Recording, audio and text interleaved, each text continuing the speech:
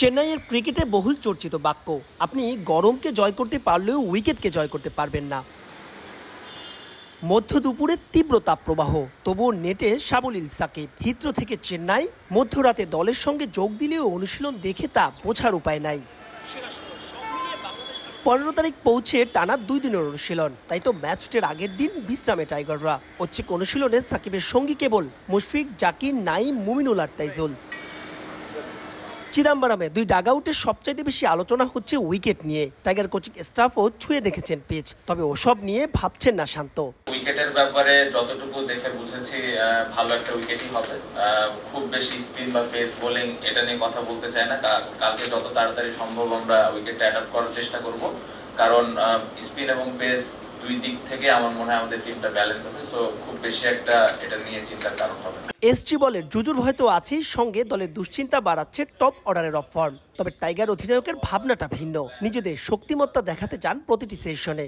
বল নিয়ে খুব বেশি মাথা ঘামানোর প্রয়োজন আমার কাছে মনে হয় না, কারণ সবাই ইন্টারন্যাশনাল অনেকদিন ধরে খেলছে। এই ধরনের জিনিসগুলো অ্যাডাপ্ট করার অ্যাবিলিটি সবারই আছে। অন্যদিকে বাংলাদেশের বিপক্ষে সিরিজ দিয়ে টেস্ট কোচ হিসেবে অভিষেক হচ্ছে গৌতম গম্ভীরের। অপেক্ষাকৃত সহজ প্রতিপক্ষ হলেও বাংলাদেশকে সমীহ করছেন তিনি। পাকিস্তানের বিপক্ষে ঐতিহাসিক সিরিজ জয়ে টাইগারদের অভিনন্দন জানিয়ে সতর্ক করেছেন নিজ দল নিয়েও। Congratulate Bangladesh for what they've done against Pakistan, but it's a new start, it's a new series, it's a new opposition as well. We've got to go out there and play the brand of cricket what we want to play, and we'll try and give, I think that's not right to say that 100%. I think we're going to try and give everything possible on the cricket field, because that is what champion sides do. They don't look at the opposition.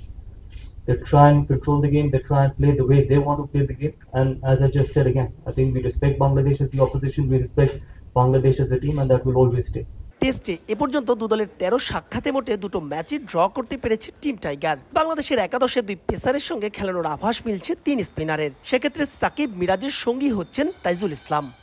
প্রায় 2 দশক আগে এশিয়ার কোনো প্রতিপক্ষের বিপক্ষে ঘরের মাঠে test match হেরেছিল Bharat, আর team India ঘরের মাঠে সিরিজ হেরেছিল, তাও পার হয়েছে 1 যুগের বেশি। অন্যদিকে বাংলাদেশ আভিজাত্যের ক্রিকেটে পার করছে তাদের সেরা সময়। সব মিলিয়ে ভারত বাংলাদেশ সিরিজ তাই মাঠ ও মাঠের বাইরে ছড়াচ্ছে আলাদা রোমাঞ্চ। তবে সেখানে বাদ সাধতে পারে বিরূপ প্রকৃতি, আলাদা করে বললে তীব্র তাপপ্রবাহ, যা জয় করতে হবে টাইগার ব্যাটসম্যানদের।